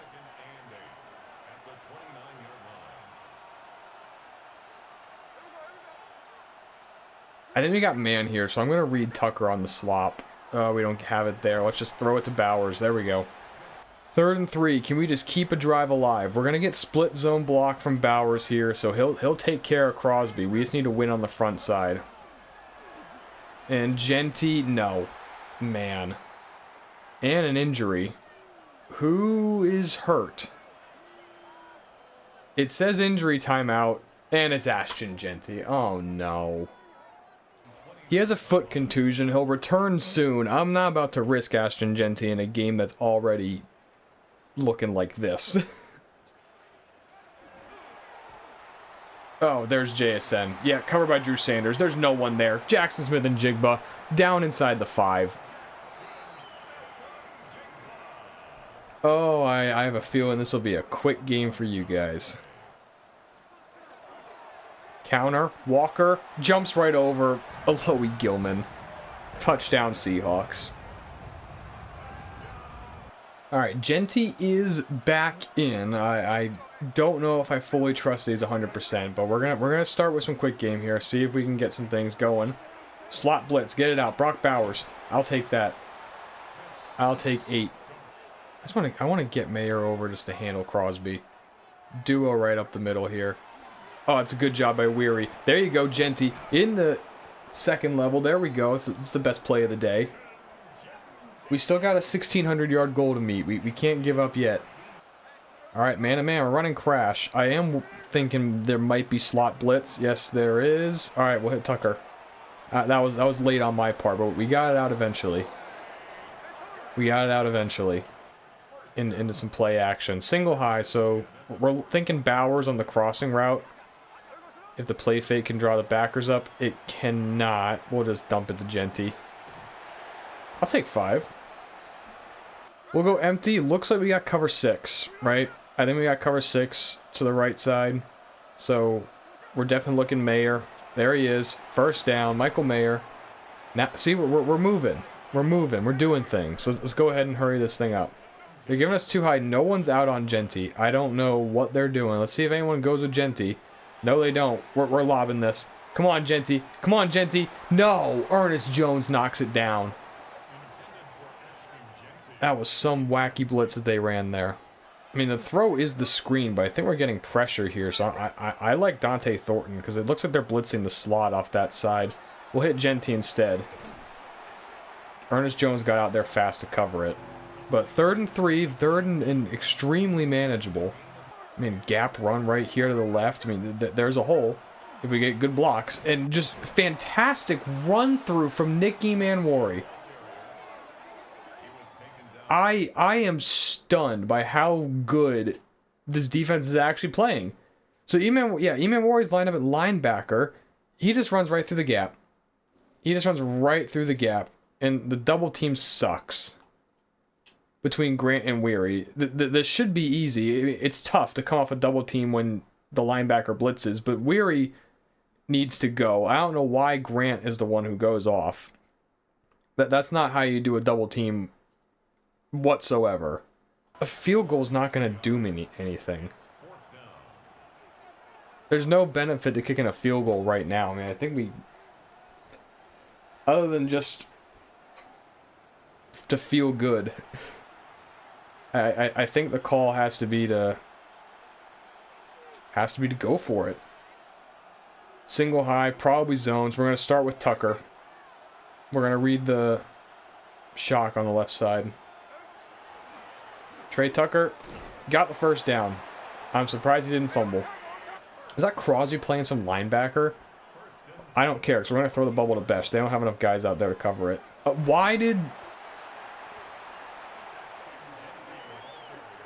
Was my button not right bumper? I could have sworn right bumper was Besh. Instead it was not. And we couldn't get the throw off. Alright, good. Triangle read. Right side. Besh, Mayer, Bowers. That's our throws here. Hit Besh. He hangs on. Seattle calls timeout. I mean, we might be put in a situation where we got to kick a field goal anyways. Looks like cover 2 again. So we'll see if the middle opens up to Tucker. Nope. It was man. Michael Mayer. Touchdown. Screw you, Devon Witherspoon. Because you can't cover tight ends in Madden.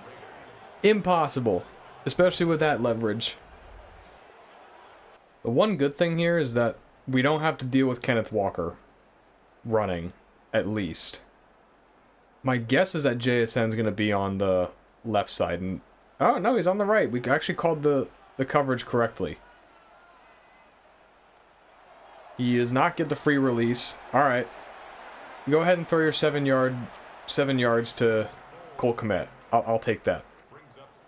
What is this? Why is Jeremy Chin over here? No, get back. They run it. Walker. Oh my God, they actually run the ball. And they get the first down. They run it again with Kenneth Walker. I don't know what they're doing. They're out of timeouts now. Now they're in a really tough spot. So they have to play the sideline. Darnold to throw. He's stepping up. He's in trouble. He's sacked by Johnny Newton. Sacked by Johnny Newton. I'll take a timeout. This is so going to be famous last words here. But we're gonna send some pressure. We're gonna send pressure. We're gonna try and stunt it up a little bit. Can the 5-man rush win? Darnold throwing. He throws it away. All right. We're gonna have 23 seconds. We might be able to do something. No good punt return, so we're going to go into half down 21-7. Seattle gets the ball to start the second. I mean, it's really just been we can't tackle Kenneth Walker. We can't tackle Kenneth Walker. They haven't really had to do much in the passing game because they've just been able to run on us so well. So, we're just going to have to keep on playing single high and hope that we can actually tackle. That's an insanely disrespectful catch by Jalen Tolbert. That's insanely disrespectful. Giants go down again. Looks like another good game, though, for Al Reese. Chargers versus the Jets. Does New York finally get to rebound off their losing streak? It appears not. Oh, no. Brenton Strange. I mean, now the Jets know. that Brenton Strange is just the best tight end in the NFL. He's killed us in 2 games, and he does that to the Jets. In the Derrick Henry Bowl, he might be retired, but doesn't matter. Lamar Jackson and the Ravens take down Cam Ward's Titans 27-3. We can at least say that we've scored more points than the Titans. Wow, Kenneth Walker leads the whole league in receiving touchdowns with 2. Great job, Kenneth. I just... We have to be able to stop the run. We have to be able to. There we go. There's big Tommy Donaldson finally making something happen. Try and box this bunch up. Underneath, there's JSN. Oh, he just shoves off Cody Barton. He gets the first down. I don't even know if box actually works, like, at this point. It just feels like they don't match the underneath route whatsoever. Just feels like they just let it go so much, even though it's such an easy route to match. Darian Porter one-on-one with JSN. Can he handle it? Darnold throws. It's caught. Just throws a little hook route. Kenneth Walker's not even in the game. We can't break it up. We can't bring him down. Yeah, Mike McFadden just sits there. Great job, guys. See if we can get home. Set up a screen. Screen, perfectly called screen. Right. And he just spins us out. Oh my gosh. I call a corner blitz and they call a screen for the first time. Wright has to come out of the game because he's hurt, but they're inside the 20. Darnold, is he running speed option to Kenny McIntosh? That's just disrespectful. I'm glad you lost 2. Can we get a stop? Can we get it? Oh, we get motion. And Jigba's going to be off the double team. What are we doing? Jeremy, what are we doing? Darnold throws. Knocked down by Darian Porter. The defense has gotten a stop. It'll still be a field goal. They'll still get points, but we'll take what we can get. Is this single high? It might. I don't know what this is. We got to key the rotation. See if it's single. If it's single high, we're throwing the spot. It is. All right, we'll take Besh. 3rd and inch. Dude, Ernest Jones is just leveling us. He's trying to kill someone. This is just inside zone. We have 13 personnel on the field. We have to be able to pick up inches here. Genty. No. Oh my gosh. I'm going for it. We have to be able to QB sneak and get inches, right? We better. Look at this front. Thank you. Who got hurt? Okay, Byron Murphy. I thought I was going to say that like Gino got hurt or something. Single high means a reading spot. Motion from Besh into snug alignment. There it is. Oh, come on, Gino. If that was going to be picked off, you would have been benched right there. We would have started the Dale Burton era a game early. Follow concept. There's Genty. There's Genty. First down. All right. We're moving here. A touchdown could actually make this a game. But this would make it interesting. Try and give them a taste of their own medicine. 13 personnel on first down here. Run and counter.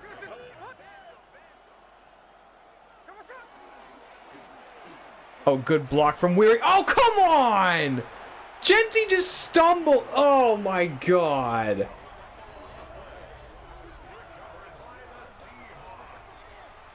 Ernest Jones.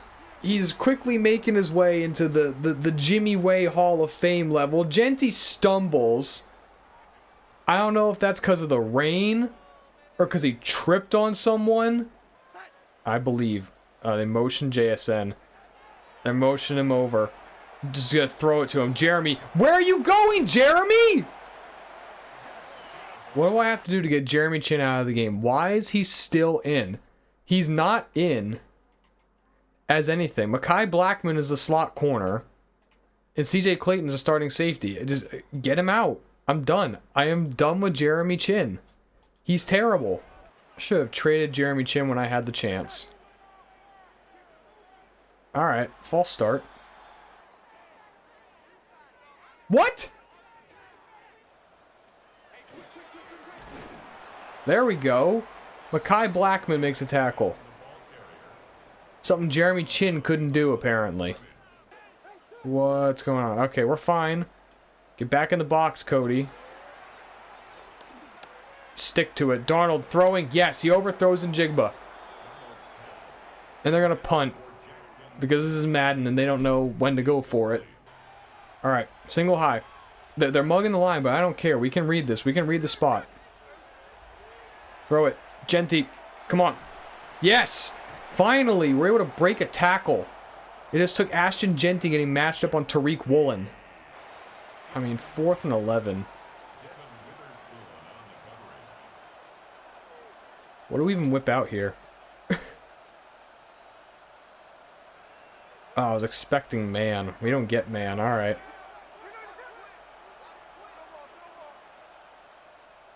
This is quarters.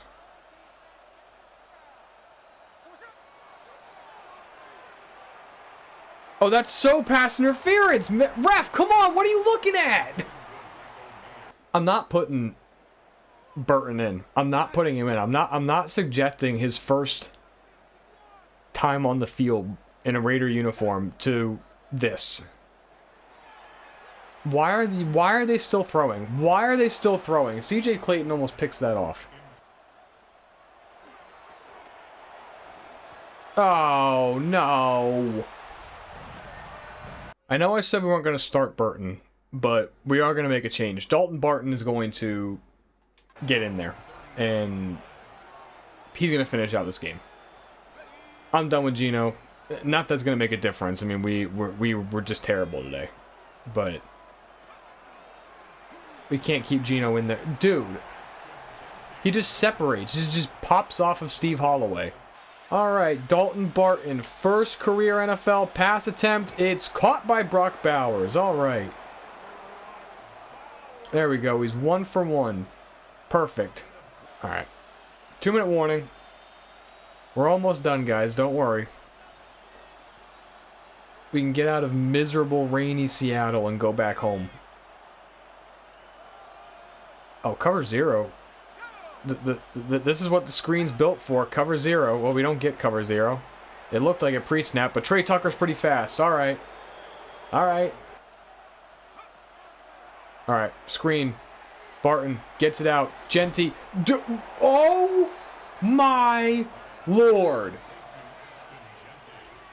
Devon Witherspoon just sheds Teddy Weary. No, that's JPJ! Dude! You gotta be kidding me. Alright, 4th down, this is it. This is it. Oh, Jack Besh! Yeah, there you go, Devon! You can't keep up. There we go, that's 2 touchdowns. First passing touchdown in the career of Dalton Barton. We can at least end the game on that. This is over. We got... This defense is insane. I can't believe what I've done to the NFL by putting Max Crosby on this team for like 4 more years. I'm sorry. Well, I think it is finally time that we go ahead and make the move. Geno, you did what you could, man. But it's time to hand the reins off to Dale Burton. Let the rookie start for the rest of the year. We're 4-6. On the outside looking in, I mean, we're tied for 3rd or 4th worst in the AFC. I mean, yeah, probably not going to be our year. So we're going to give the opportunity to Burton to win this starting job next year. One thing I am going to do is we're going to take advantage of one of our staff abilities, which is the QB training XP being increased. I think what I might do first, though, is actually buy the improved level for it. It's actually for our offensive coordinator, who currently has it. I am going to I'm gonna go ahead and upgrade that for him. Really gonna try and maximize the XP that we can get Dale Burton the rest of the year. It's gonna last for 7 weeks. We're in week 12 right now, so this will last the rest of the year, and we'll be getting as much XP for him as possible. But everybody, that is going to do it. Next episode, we're going to try and get through the next 3 games against the Dolphins, Rams, and Chiefs to set us up for the point where we can try and get through the end of the season in 2 more episodes. We're going to see if we can get good development out of Dale Burton and see if he can prove himself to be our QB of the future heading into next season. I hope you enjoyed this episode despite the 3-game losing streak. If you did, be sure to like the video, subscribe if you have not already, and I will see you next time for more Raiders franchise. Take care.